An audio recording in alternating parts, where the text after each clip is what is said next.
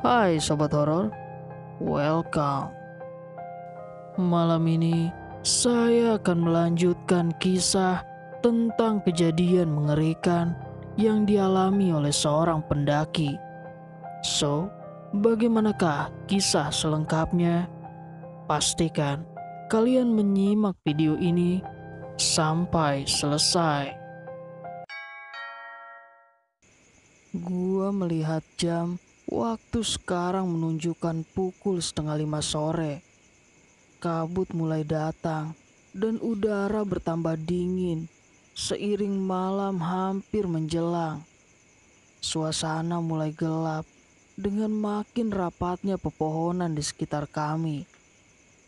Bayu berjalan di depan dan gua berjalan mengikuti di belakangnya. Sampai tiba-tiba Bayu terpeleset dan jatuh ke celah tebing. Ia bergelantungan dan berpegangan dengan akar pohon. "Bay!" Gua menjerit panik, berusaha menarik Bayu ke atas dengan sekuat tenaga. Bukannya gua berhasil menarik Bayu naik, malahan gua ikut jatuh dan kami meluncur turun ke bawah. Setelah berkali-kali tubuh kami menabrak batang-batang pohon dan akar di sepanjang tempat kami jatuh. Gelap dan gua nggak sadarkan diri sampai gua ngerasa badan gua diguncang-guncang seseorang. "Ki, bangun Ki, lo nggak kenapa-napa kan?" Walau pusing dan berat, gua paksain diri buat bangun. Gua ngeliat Bayu mandangin gua dengan raut wajah yang khawatir. "Serius, gua pikir lo lewat Ki. 10 menit gue coba bangunin lo. Pas gua cek napas lo, masih ada." Gua jadi agak lega. "Kita di mana ini, Bay?" "Nggak tahu Ki. Kita jatuh cukup jauh dari jalur." Bayu menunjuk ke atas tempat awal kita jatuh tadi. "Kayaknya nggak mungkin kita naik ke sana, Bay. Gimana sekarang, Bay?" "Kita lewat situ aja, Ki. Gua cek tadi ada jalan di situ. Kali aja kita ketemu rumah warga di bawah situ." Walau dalam hati gua ngerasa nggak akan ada perkampungan di daerah ini. Mana ada warga yang mau bermukim di hutan kayak gini, pikir gua. Tapi gua nggak ada pilihan lain selain tetap berpikir positif dan tidak mematahkan semangat temen gua. "Mudah-mudahan kita ketemu warga ya, Bay. Atau Kang Daud pasti nyari kita ya." Setengah berdoa, gua berseru kepada Bayu. "Ya udah, tapi hati-hati ya, Bay. Jangan sampai kepleset lagi kita." "Iya, lo bisa bangun kan, Ki?" Saking takutnya, gua lupa ngecek keadaan gua. Selain luka-luka di kaki karena celana gua yang terkoyak, gua ngerasa kaki gua sedikit kebas. Ternyata kaki kanan gua terkilir sehingga Bayu harus memapah gua untuk berjalan. Bayu menawari gua untuk berhenti berkali-kali karena melihat kondisi kaki gua. Gua mencoba menahan sakit dan memilih untuk terus jalan. Akhirnya kita sampai di tempat yang landai. Di ujung jalan terdapat sebuah gubuk yang tampak seperti warung. Walaupun tidak ada penerangan listrik dan hanya mengandalkan beberapa obor. Di sisi kanan kiri gubuk itu tampak sangat terang di tengah gelapnya hutan ini. Hati kecil gua menyerukan untuk segera lanjut pergi menjauhi warung itu. Tapi Bayu bersikeras untuk pergi ke sana dan meminta pertolongan. "Ki, ada warung. Kita bisa minta tolong sama pemilik warungnya." Mana wangi banget lagi pisang gorengnya. Gue lapar, Ki. Yuk, kita ke situ. Bay, yakin lo itu warung beneran? Kok gue nggak cium wangi pisang goreng seperti kata lo tadi? Ya bener lah, Ki. Nggak mungkin lah kita berdua salah lihat. Pisang gorengnya juga wangi. Beneran kok. Pasti warung bener itu, Ki. Coba aja ke sana. Yuk, gue lapar banget. Dengan memapah gua, Bayu mendekati warung itu dan menyapa Teteh pemilik warung. Pemilik warung itu berkerudung putih dan ia sedang membelakangi kami pada saat Bayu menyapanya. Tanpa merasa ada yang aneh, Bayu bertanya kepada Teteh pemilik warung. "Teh, aya pisang goreng nak?" "Iya, sebentar ya, A. Ini lagi saya goreng." Tanpa menoleh, Teteh pemilik warung menjawab Bayu. "Bay, gue pengen pipis." Tiba-tiba, gue nggak bisa menahan untuk nggak pipis. "Teh, teman saya mau pipis. Di mana tuh kamar mandi nak?" "Ada di belakang, A." "Mau gue anter, Ki?" Bayu menawarkan diri. Tapi gua tahu, Bayu tampak tidak sabar menunggu pisang goreng itu matang. Jadi, gua mutusin buat coba pergi sendiri. "Nggak usah, Bay. Gue bisa kayaknya." Benar, kamar mandi yang dimaksud ada di belakang gubuk ini. Sama dengan warung Teteh di depan. Di sini pun tidak ada lampu buat penerangan. Hanya ada obor di depan pintu kamar mandi. Gua masuk. Gua berjongkok dan mulai pipis. Gak lama, terdengar orang menggedor-gedor pintu, tanda tidak sabar. "Sebentar, saya lagi pipis." Gua teriak buat menghentikan orang yang menggedor pintu. Gedoran pintu berhenti dan keadaan hening sebentar. Tapi ketika gua hendak mengaitkan celana setelah selesai, gedoran gak sabar itu dimulai lagi. Dan makin lama makin kencang sehingga mengguncang pintu reot kamar mandi ini. Iya, saya keluar." Gua berteriak, kemudian membuka pintu. Anehnya, ketika gua membuka pintu, gak ada seorang pun di luar. Merasa ada sesuatu yang gak beres, segera gue tertatih mencari Bayu.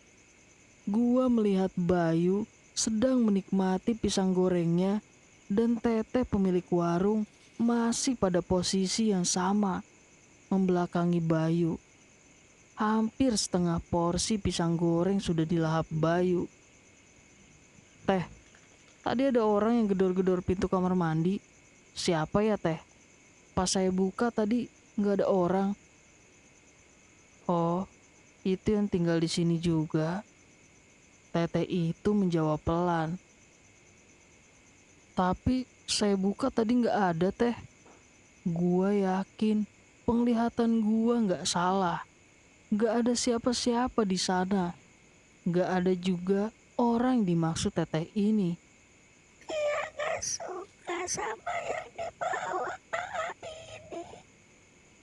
Suara Teteh pemilik warung sekarang mulai terdengar menyeramkan di telinga gua. Dan kontan Bayu tersedak. "Nggak suka? Nggak suka kenapa, Teh?" Bayu bertanya. Gak suka sama yang ngegantung di leher AA. "Ah, ini maksudnya, Teh." Bayu menunjukkan jimatnya. Teteh pemilik warung secara perlahan memutar kepalanya. Ya, hanya kepalanya yang berputar menghadap kami, sedangkan tubuhnya masih berada di posisi yang sama sedang memasak pisang goreng.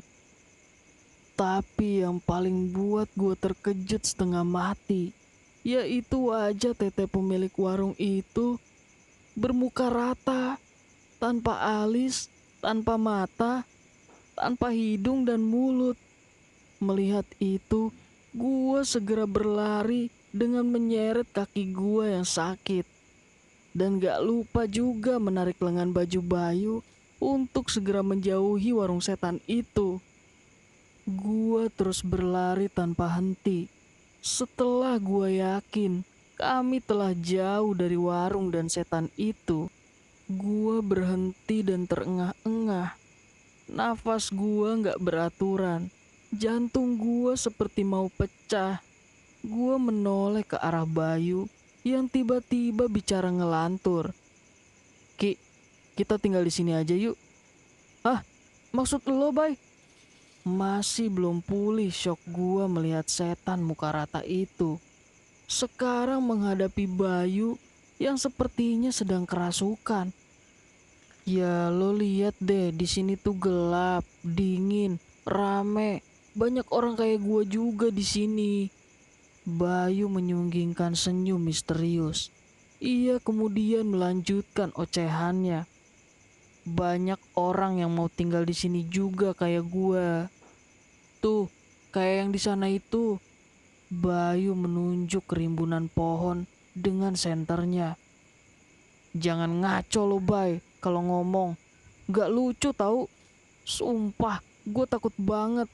Gue mau nangis nih. Diem gak lo? Awas jangan ngomong aneh-aneh lagi lo kayak gitu." Tiba-tiba, Bayu bersenandung ringan dan tertawa. Tatapannya tampak kosong dan makin ngebuat gua merinding mendengar senandungnya. "Tinggal di sini ya kita, Ki. Kita tinggal di sini. Rame sama tete warung itu juga. Yuk, kita tinggal di sini ya, Ki." Bayu terus bersenandung dan tertawa menyeramkan. Gua pun mundur menjauhi Bayu. Ketika gua melihat di sekeliling Bayu muncul banyak penampakan. Di sebelah kanan Bayu ada teteh pemilik warung bermuka rata. Di sebelah kiri Bayu ada akang pendaki di mata air. Belum lagi di belakang Bayu ada harimau yang menggeram dan siap menerkam mangsanya.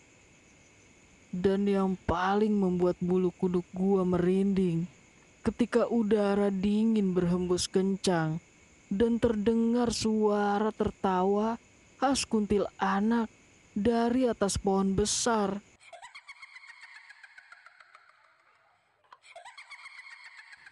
Rupanya kuntilanak itu sedang mengayun-ngayunkan kakinya di udara. Gua mulai menangis ketakutan. Gua berdoa sambil menangis. Semakin kencang gua berdoa, semakin dingin udara di sekitar gua. Gua mendengar suara yang mirip desisan dan bisikan yang semakin lama semakin nyaring di telinga gua. Tapi gua nggak bisa dengar apa bunyi bisikan itu. Dan gak ada siapapun di situ. Hanya ada gua, Bayu, dan mereka yang sedang mengamati gua. Di antara doa yang gua panjatkan, gua meminta agar Kang Daud mencari gua dan Bayu yang menghilang. Gak lama kemudian, seolah doa gua dijawab. Tiba-tiba, gua mendengar seseorang memanggil gua.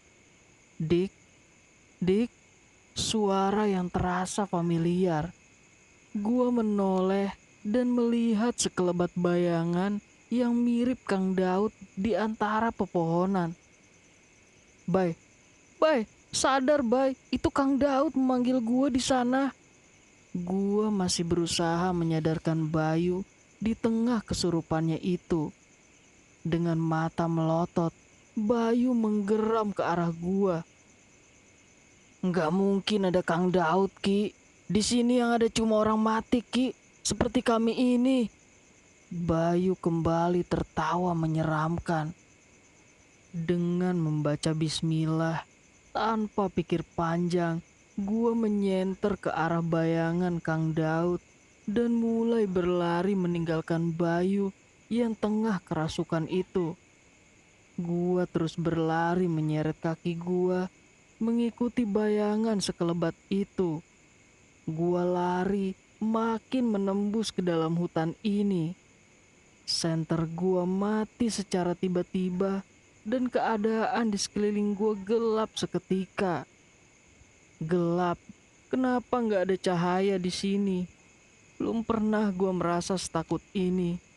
Tolong, siapapun di sana, kenapa suara gua nggak keluar? Sekuat tenaga, gua berteriak, tapi nggak ada satu kata yang keluar.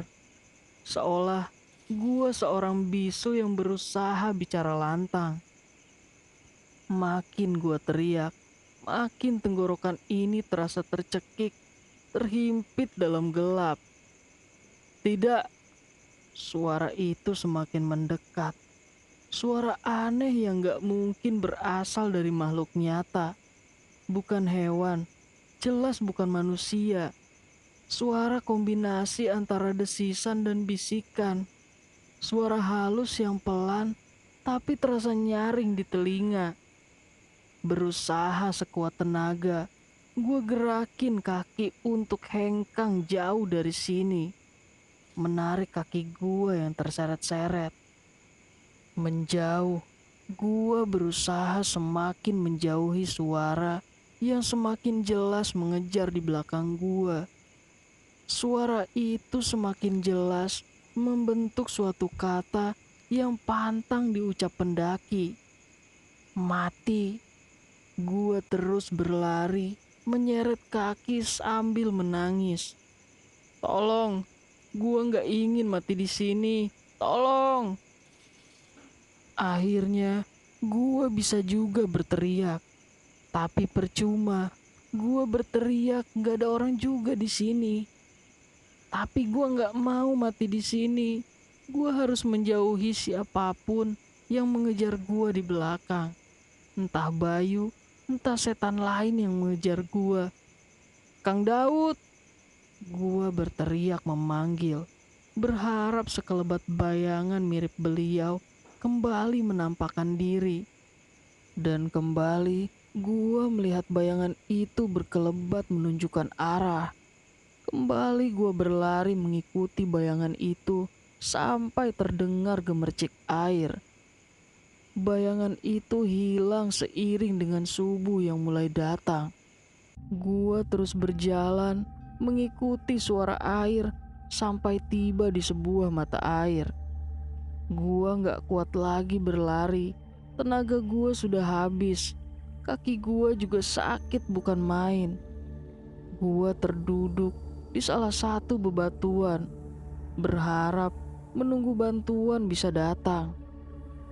Kang Daud pasti juga sedang mencari gua dan Bayu. Karena semalaman kami gak pulang.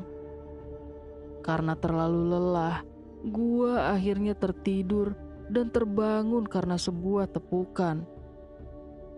Ternyata seorang warga menemukan gua sedang tidur. Jangan tidur di sini, Neng. Bahaya atuh, Neng. Tolong saya, Pak. Saya tersesat. Gua menangis karena merasa lega akhirnya bertemu dengan bantuan. Neng bisa jalan? Mari saya bantu sampai bawah. Warga itu membantu gua turun sampai ke base camp. Ternyata Ismail dan kelompok Kang Daud juga sudah berada di sana. Ki, untung lo selamat, Ki. Bayu gimana, Il? Gue ninggalin Bayu di hutan karena gue takut. Dia kesurupan. Setengah terisak, gue menanyakan keadaan Bayu sama Ismail. Udah, lo istirahat dulu, makan terus lo tidur, ya. Pasti lo capek banget kan? Nanti biar Kang Daud yang nyeritain, ya. Ismail memberikan teh hangat biar gua sedikit tenang. Setelah selesai beristirahat, Kang Daud akhirnya mengajak gua mengobrol. Udah tenang kamu, Dek? Sudah, alhamdulillah Kang. Bagaimana Kang?